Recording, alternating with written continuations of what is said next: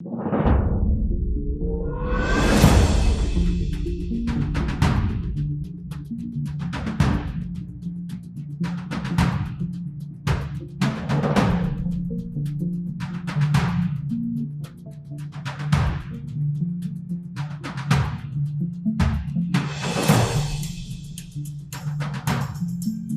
सौंपू सत्ता, ये है मेरा अधिकार। जनता बनाएगी इस बार वोट को हथियार। जो करेगा काम वही होगा वोट का असली हकदार। देश में बनेगी अब किसकी सरकार, अब होगी किसकी जीत किसकी हार। आप भी रहें तैयार, सही करें चुनाव इस बार। मैं हूँ मुकेश मानव, देखिए मेरे साथ मेरा खास प्रोग्राम, मेरा देश मेरी सरकार। नमस्कार दोस्तों, मैं हूं मुकेश मानव और आप देख रहे हैं एक्सप्रेस न्यूज भारत, जिद सच दिखाने की। जैसे कि आप लोग देख रहे हैं कि 2024 का जो लोकसभा चुनाव है वो इस बार बहुत ही दिलचस्प होने वाला है। क्योंकि दिलचस्प इसलिए होने वाला है क्योंकि इस बार का जो चुनाव है, एक तरफ इंडिया गठबंधन और दूसरी तरफ भारतीय जनता पार्टी अपने अपने बड़े बड़े दावे कर रही है। भारतीय जनता पार्टी ये कह रही है कि अब की बार 400 पार, वहीं इंडिया गठबंधन ये कह रही है कि 400 ऊपर की जो सीटें होंगी वो भारतीय जनता पार्टी को मिलेंगी। उसी पे चर्चा करने के लिए मेरे साथ बहुत ही शानदार शख्सियत मौजूद है, वीरपाल सिंह यादव। वीरपाल सिंह समाजवादी पार्टी में प्रदेश उपाध्यक्ष हैं, राष्ट्रीय उपाध्यक्ष हैं, संस्कृति प्रकोष्ठ में इससे पहले भी और कई सारी जिम्मेदारियां रही हैं। एक बार परिचय मैं आप लोगों का इनसे ही करा देता हूं। सर, आपका बहुत बहुत स्वागत है एक्सप्रेस न्यूज भारत पे। धन्यवाद मुकेश जी। मैं सांसद प्रकोष्ठ में प्रदेश उपाध्यक्ष के पद पे मौजूदा हूं और योजन सभा में जनरल सेक्रेटरी रहा हूं और सांसद प्रकोष्ठ में भी रहा हूं और उत्तर प्रदेश सरकार में उत्तर प्रदेश संगीत एवं नाट्य कला अकेडमी का मेंबर रहा हूं। सर, जिस तरीके से समाजवादी पार्टी में आपने बहुत सारा योगदान किया, समाजवादी पार्टी में बहुत लंबे समय से आप काम करते चले आ रहे हैं, क्या लग रहा है आपको कभी इस तरीके का और कोई मौका नहीं मिला चुनाव लड़ने का? अब ये तो राष्ट्रीय अध्यक्ष जी के ऊपर है, जो जिम्मेदारी देंगे उसको निभाएंगे। और इस समय सबसे जो बड़ी बात है, चुनाव लड़ना नहीं है। इस समय जो देश में स्थितियां हैं वो स्थिति ये है कि भारतीय जनता पार्टी संविधान को खत्म करना चाहती है और देश को आजाद हुए तकरीबन 70 साल हो गया है। देश के अंदर पहली ऐसी सरकार है नरेंद्र दामोदर दास मोदी जी की, जिसने जनता के द्वारा सबसे ज्यादा रेवेन्यू टैक्स पे लिया है। उसके बाद केंद्र सरकार और राज्य सरकार नौकरी खत्म कर रही है और पूरे देश में एक ही मुद्दा है, हिंदू मुस्लिम मंदिर मस्जिद। मंदिर मस्जिद का मैं विरोधी नहीं हूं, मंदिर भी बने, मस्जिद भी बने, गिरजाघर भी बने, गुरुद्वारा भी बने, लेकिन इसके पहले सबसे पहले नौजवान जो हमारे बेरोजगार हैं, इनके लिए रोजगार पैदा करना सरकार की जिम्मेदारी बनती है। ठीक, तो रोजगार तो है नहीं कहीं, और जो भक्त लोग हैं उनके पट्टा जो चढ़ा है भक्ति का, वो उसके बावजूद भी कह रहे हैं देश के प्रधानमंत्री जी बहुत अच्छा काम कर रहे हैं। अब रोजगार कहीं है नहीं मुकेश जी, रोजगार के नाम पर सरकार जीरो है। सबसे ज्यादा रेवेन्यू टैक्स पे भी जनता के द्वारा देश की पहली सरकार है जिसने लिया। उसके बाद रोजगार खत्म है, ये बात जनता जान गई है। और ओबीसी एससी समाज के लोग, जो भी हमारे पूरे देश में ओबीसी और एससी समाज के लोग हैं, पूरे देश में 10 साल में उन्हीं बहन और बेटियों के साथ में घटनाएं घटित हुई हैं। मैं आपके चैनल के माध्यम से देश और दुनिया के सामने, कैमरे के सामने बेखौफ होकर के बोल रहा हूं कि हमको कोई व्यक्ति बता दे कि जो सवर्णों के साथ में कहीं उनके बहन बेटियों के साथ में घटना घटित हुई हो। और ये सरकार कहती सबका साथ सबका विकास। कैसे सबका साथ विकास मान लिया जाए? किसानों पर गाड़ियां चढ़ाई जा रही है, उनको टिकट दिया जा रहा है। मणिपुर में बेटी को नंगा करा के परेड कराई जा रही है, विश्व में थू हो रही है। हाथरस में देख लीजिए, बेटी को सरेआम जो है जो घटना घटित हुई उसके बाद रातों रात उसकी लाश को जलवाया जा रहा है ना। तो ये देश में कानून व्यवस्था नाम की कोई चीज नहीं है। और जितने सब ये सब करने वाले लोग हैं, सब भारतीय जनता पार्टी की सरकार से जुड़े हुए लोग हैं और सरकार का संरक्षण प्राप्त है। ठीक है, मोदी जी सर कह रहे हैं कि अब की बार 400 पार, एक बार फिर मोदी सरकार, क्या लग रहा है आप लोगों को? आप लोगों का क्या आंकड़ा है? अब ये मुंह तो उनके पास है, प्रधानमंत्री जी के पास, और मुंह हमारे पास भी है। हम ऐसे कहते हैं 500 सीटें जीत रहे हैं, लेकिन जीत किस आधार पर है हमको ये तो आप बता दीजिए। आपके चैनल के माध्यम से मैं ये पूछना चाहता हूँ कि वो 400 पार किस आधार पर जीत रहे हैं? उनका जो बेस वोट है वो है क्या है, और चुनावी मुद्दे उनके क्या हैं? वो कह रहे हैं सर हमने बहुत सारा काम किया, बहुत सारी सड़कें बनाई, गरीबों को हमने आवास दिया, लोगों को राशन दे रहे हैं, रोजगार दे रहे हैं। रोजगार के नाम पर हमको एक चीज बता दीजिए, कहाँ पर किसको रोजगार मिला है?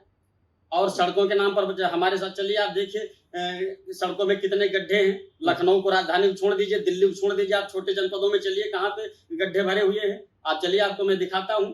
बहुत सारे हाईवे बने हैं सर, नए नए हाईवे का निर्माण भी हो रहा है। रोजगार के नाम पर बता दीजिए हमको क्या मिला है? वो कह रहे हैं बहुत सारे लोगों को रोजगार दिया है हमने, मुद्रा लोन के तहत, स्वयं सहायता समूह के तहत बहुत सारी ऐसी योजनाएं हैं। प्रधानमंत्री की स्वरोजगार योजना है, मुख्यमंत्री की स्वरोजगार योजना है, ऐसी तमाम योजनाएं जिनसे युवा रोजगार पा सकता है। राशन की बात आपने कही, राशन, ये देश का नौजवान जानता है कि हम राशन हमें नहीं चाहिए, हमको रोजगार चाहिए। राशन क्यों देते हैं भाई? आप रोजगार दीजिए ना। आप ये भी तो बताइए कि 28% जीएसटी ले रहे हैं, देश की पहली सरकार है, सबसे ज्यादा जनता के द्वारा रेवेन्यू टैक्स पे लिया जा रहा है। मैन्युफैक्चरिंग यूनिट कितनी इन्होंने बढ़ाई है, कितनी मैन्युफैक्चरिंग यूनिट को इन्होंने बढ़ावा दिया है, कितनी मैन्युफैक्चरिंग यूनिट लगाई है जहां पर लोगों को रोजगार मिले। हमारे देश के जो बच्चे और बच्चियां एमबीए और बीबीए करके जा रहे हैं, जो नौकरी के पात्र हैं, उनको नौकरी नहीं मिल रही है। अब सांसद 5 साल के लिए जनता के द्वारा चुना जाता है, उसकी तनख्वाह मिलती है, उसके बाद जिंदगी भर उसको पेंशन मिलती है, और वही जो देश की सेवा करने हमारे देश का जवान जा रहा है, जिसकी वजह से हम सुरक्षित बैठे हैं इस देश में, उसको 4 साल के लिए अग्निवीर की योजना ला करके किया जा रहा है, उसके बाद उसे पेंशन भी नहीं दी जाएगी। वो कह रहे हैं सर और लोगों को मौका देना चाहिए, इसलिए हमने 4 साल के लिए रखा है। तो फिर ये सब पर लागू होना चाहिए ना। चुनाव जो लड़ने वाले लोग हैं उनके लिए भी क्राइटेरिया रखना चाहिए ना सरकार को, कि भाई हम अगर उनकी पेंशन खत्म करें तो हमको भी अपनी पेंशन खत्म करना चाहिए। असली जरूरत तो पेंशन की बुढ़ापे में होती है। भाई देश की हमने सेवा की और हमारे हाथ पैर नहीं चल रहे हैं, अब मान लो हमें कोई रोटी नहीं दे रहा है, जिंदगी भर हमने आपकी सेवा की, उसके बाद सेवा करने के बाद हमारी पेंशन भी खत्म हो गई, और आप चुनाव लड़ रहे हैं, उसके बाद आप अपनी पेंशन नहीं खत्म कर रहे हैं। ये तो कहावत वाली बात हो गई ना कि अंधा बाटे रोड़ी और अपने कुल को फेंके। तो यही दशा होगी ना कि चोर चोर मौसेरे भाई। वो कह रहे हैं कि सर हमने अयोध्या में राम मंदिर का भव्य निर्माण कराया। आपकी जब सरकार थी, मुलायम सिंह की जब सरकार थी, तो मुलायम सिंह ने कार सेवकों पे गोली चलवा दी थी। देखिए, आरोप लगाने के लिए बहुत आसानी से किसी के ऊपर आरोप लगाया जा सकता है, लेकिन उसको साबित करने के लिए बहुत कठिन काम होता है ना। तो बात यह है कि हिंदू मुस्लिम करना ये बीजेपी का आज से पैटर्न नहीं है। जब से भारतीय जनता पार्टी बनी है तब से वो हिंदू मुस्लिम और मंदिर मस्जिद कर रहे हैं। अगर रोजगार के नाम पर बात करिए, इनके पास कोई जवाब नहीं है। अयोध्या राम मंदिर पे जवाब दे दीजिए ना, अखिलेश जी क्यों नहीं गए? जाना चाहिए। हम आपसे ये भी तो पूछना चाहते हैं कि द्रौपदी मुर्मू को क्यों नहीं बुलाया गया, लाल कृष्ण आडवाणी को क्यों नहीं बुलाया गया? मंदिर का तबीयत खराब थी, वो उतारे इसलिए नहीं आ पाए। तो राष्ट्रपति का अपना प्रोटोकॉल था, तो रामनाथ कोविंद को बुला लिया जाता। ओबीसी एससी समाज का हमको बता दीजिए कौन वहां पे मौजूद था। जैसे सबके साथ और सबके विकास की बात करते हैं, तो वहां पर तो केवल एक पर्टिकुलर जाति विशेष के अलावा वहां पर अगर किसी को रोजगार मिला हो तो बता दीजिए। ब्राह्मण के अलावा वहां पर अगर कोई बैठा हो मंदिर में तो बता दीजिए। जैसे कहते सबका साथ सबका विकास, मैं छुआछूत नहीं मानता हूं, तो इसका मतलब मैं क्या समझूं? लाल कृष्ण आडवाणी को बुलाया नहीं, द्रौपदी मुर्मू को जाने नहीं दिया। राष्ट्रपति बनने के बाद में उसको, द्रौपदी मुर्मू को हमारी देश की प्रथम नागरिक है, उनको गंगा जल से पवित्र किया जा रहा है ना। तो अब अखिलेश यादव जी जब मंदिर में जाते हैं पूजा करने, तो वहां के लोग हिंदू मुस्लिम राइट कराने के लिए भाजपा के जिलाध्यक्ष अपने कार्यकर्ताओं को भेज करके मंदिर को धुलवाया जाता है। तो फिर आप गाय और भैंस पालने का काम तो यादव करता है ना, दूध तो वो दूहता है, गोबर वो फेंकता है, तो उसके दूध से जो चंदामृत बनता है उसको ये लोग क्यों नहीं अपवित्र मानते हैं? उसको क्यों खाते हैं? उसको क्यों चंदामृत बनाते हैं? तब तो सारे ब्राह्मण और सारे समाज को बांटा जाता है। हालांकि मैं किसी एक ब्राह्मण जाति या किसी जाति विशेष को मैं टारगेट या उसको नहीं कहना चाह रहा हूं, लेकिन जब अखिलेश यादव के जाने से मंदिर धुला जाता है, वो शूद्र हैं, तो फिर दूध भी उनका नहीं खाना चाहिए यादवों का। अगर यादवों से इतनी नफरत है तो लेकिन आपकी सरकार में भी तो सिर्फ एक व्यक्ति विशेष जैसे मुस्लिम समुदाय का सबसे ज्यादा फायदा हुआ है, या आपकी जो बिरादरी है यादव बिरादरी का सबसे ज्यादा डेवलपमेंट हुआ है? देखिए मुकेश जी, आरोप लगाना बड़ा आसान होता है। अगर माइनॉरिटी की आबादी 33% है तो उनके हिसाब से उनको हक मिलना चाहिए ना। और यादवों को, जो लोग कह रहे हैं, यादवों को एक हमको चीज बता दी जो एक्स्ट्रा मिली हो। पुलिस की भर्ती हुई, सबसे ज्यादा बीएसपी सरकार थी तब भी यादव भर्ती हुआ था। अब वो दूध माठा खाएगा तो सेना में भर्ती ही होगा। ऑफिसर्स हमारे कितने हैं, आईपीएस कितने हैं, आईएएस कितने हैं? तो पढ़ाई नहीं कर रहे ना, फिर आप लोग आगे डेवलपमेंट करना चाहिए, आपको बनाना चाहिए। इस देश में इंडियन एडमिनिस्ट्रेटिव सर्विस में 3600 सवर्ण बिरादरी के लोग हैं, जिसमें से 3300 खाली ब्राह्मण हैं। बाकी कोई समाज पढ़ाई नहीं करता है। क्रीमी लेयर का कानून लगा करके आप क्या साबित करना चाहते हैं? हम तो कह रहे हैं आरक्षण खत्म हो, हम कहाँ कह रहे हैं आरक्षण खत्म हो, लेकिन पूरा एक तरह से सब खत्म हो और आरक्षण जो मिलना चाहिए वो जो लोगों की आय है उस हिसाब से मिलना चाहिए। जो उस पात्रता की श्रेणी में आते हैं उनको आरक्षण मिलना चाहिए। ठीक है। और मोदी जी ने कहा है कि सर आपकी पार्टी के अखिलेश यादव और राहुल गांधी, ये दो लड़कों की जो जोड़ी है पिछली बार भी फिसड्डी साबित हुई है, इस बार भी साबित होगी। ऐसा है, देखिए पूरे देश को भारतीय जनता पार्टी ने सीबीआई और ईडी का डंडा दिखा करके पूरे देश को डरा करके रखा है, तानाशाही किया है। इसके पहले जो सरकारें थीं वो लोगों का अधिकार नहीं छीनती थी, धरना प्रदर्शन करने का उनको पूरी छूट थी और सरकारें उनकी बात को सुनती थीं। ये देश की सरकार तानाशाही कर रही है। अभी किसानों का जो आंदोलन हुआ, हम लोगों की जमीनें जो छीन रहे थे, अडानी और अंबानी को दे रहे थे, उसके लिए जब किसानों ने आंदोलन किया तो उन्हें खालिस्तानी और पाकिस्तानी कहा गया, है ना। तो जब उनको खालिस्तानी पाकिस्तानी हमारे किसानों को कहा गया, उन पर 3 डिग्री टेम्परेचर में ठंडी में पानी के फौहारे छुड़ाए गए और देश में ये तानाशाही सरकार कर रही है और इसके अलावा कुछ नहीं कर रही, केवल दो लड़कों की, कर रही है। हम सिर्फ 2 लड़कों की जोड़ी की बात कर रहे हैं, आप दूसरे मोड पे ले जा रहे हैं। नहीं, मैं दूसरे मोड़ पे नहीं ले जाना चाह रहा हूँ, मैं आपका ध्यान आपको वहीं पे लाना चाह रहा हूँ। दो लड़कों की जोड़ी क्या कमाल कर पाएगी, ये बताइए आप उत्तर प्रदेश में। बिल्कुल कमाल करेगी। इस समय देश में ओबीसी और एससी समाज ये जान गया है कि मेरा अगर कोई भला कर सकता है तो देश में अगर कोई महंगाई के खिलाफ लड़ाई लड़ा है और राहुल गांधी लड़ा है और कोई नहीं लड़ा है, गोदी मीडिया कहाँ दिखाएगी? गोदी मीडिया तो उन्हीं के कितने चैनल मोदी जी ने खरीद लिए हैं। मेरा सा स्लोगन है जिद सच दिखाने का। नहीं तो आपके जैसे जो चैनल बचे हैं उन्हीं से लोग उम्मीद कर रहे हैं। जैसे देश में इस तानाशाही की सरकार के खिलाफ किसी की हिम्मत नहीं है, अगर सच बात आप भी दिखा देंगे तो आपको सीबीआई और ईडी का डंडा दिखाया जाएगा, कल आपका चैनल बंद करा दिया जाएगा। मुकेश मानव उनमें से डरने वाले नहीं है। अच्छा ये बताइए सर, राहुल गांधी इस बार रायबरेली से चुनाव लड़े हैं, भाजपा ये आरोप लगा रही कि वो डर गए हैं अमेठी, इसलिए उन्होंने सीट छोड़ दी है। इस पर जवाब मैं आपको बाद में दूंगा। पहले आप 2 लड़कों पर सवाल कर रहे थे। पहली बात तो राहुल गांधी लड़के नहीं है और ये लोग लड़के कह करके इनकी एक मंशा है और साजिश है कि लड़का कह करके बदनाम करना। लड़का का आप कितनी उम्र को आप गिनते हैं? क्या साल का लड़का कहा जाता है? राहुल गांधी की कितनी एज है? मोदी जी के लिए छोटे है ना, इसलिए उन्होंने कहा है 2 लड़कों की जोड़ी। अच्छा, मोदी जी लिखते हैं, मोदी जी ने कहा है। नहीं, मोदी जी ने कहा है, मैं उनका सम्मान करता हूं, देश के प्रधानमंत्री हैं, लेकिन राहुल गांधी इस देश के नेता हैं, अखिलेश यादव समाजवादी पार्टी के बड़े नेता हैं, तो आप उन्हें लड़का नहीं कह सकते हैं। सदैव सम्मान कुर्सी का होता है, ये प्रधानमंत्री जी बहुत अच्छी तरह से जानते हैं। और जो लोग राहुल गांधी को पप्पू कहते हैं उनको ये जानकारी होनी चाहिए कि राहुल गांधी उस यूनिवर्सिटी के टॉपर हैं जो विश्व की टॉप क्लास की यूनिवर्सिटी है, उसके वो टॉपर हैं।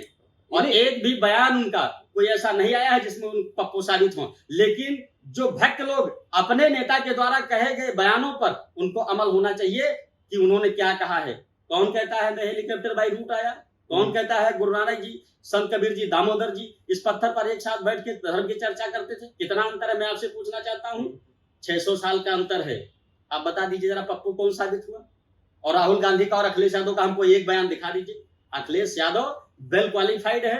अखिलेश यादव ने इस प्रदेश में जितना विकास किया है, देश को 70 साल आजाद हुए हो गए हैं, इतना विकास किसी नेता ने नहीं किया है। और रही बात, आपने कहा कि यादवों का फायदा हुआ है, ऐसा नहीं, ये आपके कुछ मीडिया के चैनल लोग कहते हैं। अब 100 नंबर की व्यवस्था जी क्या यादव ले रहा है? कैंसर इंस्टीट्यूट बनाया, क्या यादव ले रहा है? 10-90 की व्यवस्था दी, क्या यादव ले रहा है? एम्बुलेंस की सेवा यादव ले रहा है?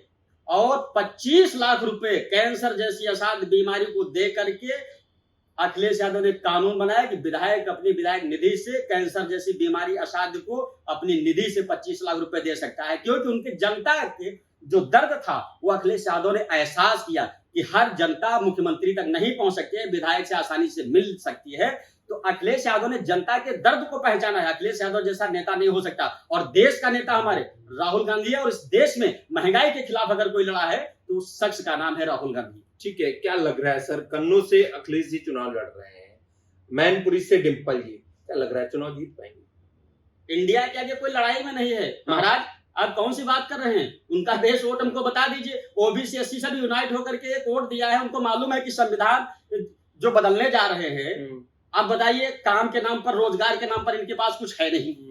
अब उसके बाद ये संविधान भी बदलने जा रहे हैं, और मैं एक स्टेटमेंट सुनवा रहा हूं, कहिए तो मेरे पास फोन में रखा है, मैं स्टेटमेंट सुनवा दूं गृह मंत्री जी का। वो कह रहे हैं कि ये जो आरक्षण है गैर संवैधानिक। मैं आपसे पूछना चाहता हूँ, गैर संवैधानिक आरक्षण है, उसको कह रहे मैं खत्म कर दूंगा। तो 10% का आरक्षण किसको दिया गया? क्या लग रहा है ये संविधान बदलने वाले? बिल्कुल बदलेंगे। आप कहिए तो मैं स्टेटमेंट सुनवा दूं। नहीं, मैं सुन लूंगा। क्या लग रहा है सर, आप लोगों के कितनी सीट आ रही है उत्तर प्रदेश में और देश में? उत्तर प्रदेश में 50-55 के ऊपर सीटें जाएंगी। 55 में कतई संदेह नहीं है सीटों में।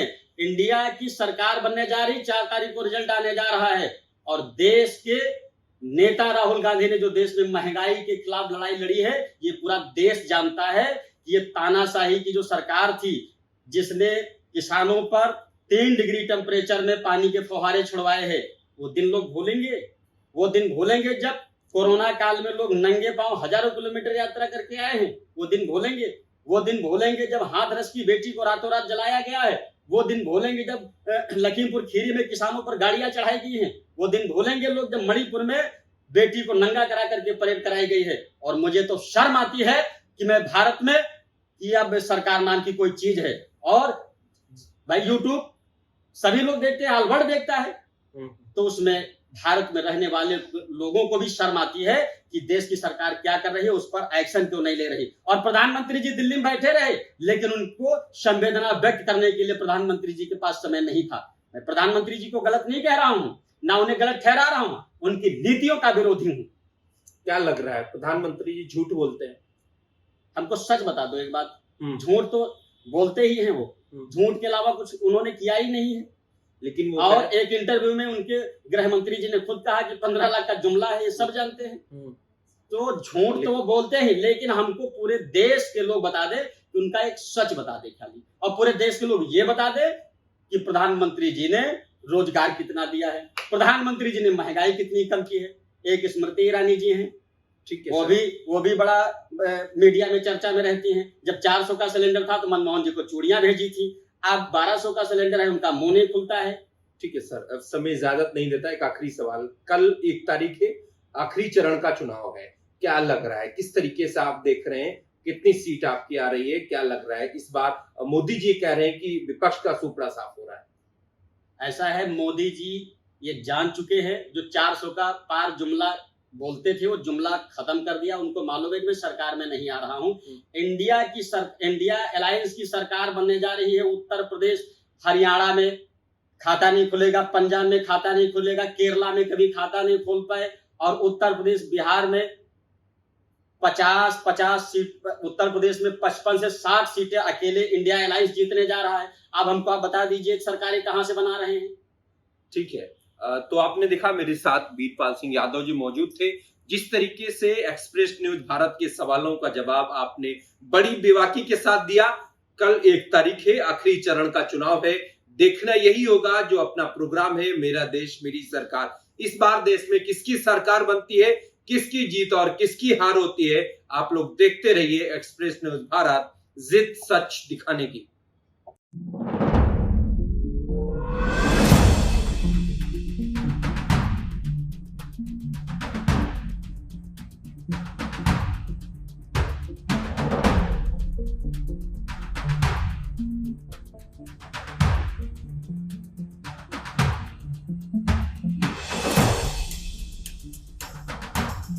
किसको सौंपू सत्ता, ये है मेरा अधिकार।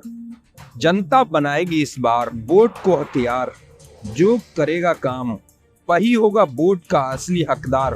देश में बनेगी अब किसकी सरकार, अब होगी किसकी जीत किसकी हार। आप भी रहें तैयार, सही करें चुनाव इस बार। मैं हूँ मुकेश मानव, देखिए मेरे साथ मेरा खास प्रोग्राम, मेरा देश मेरी सरकार।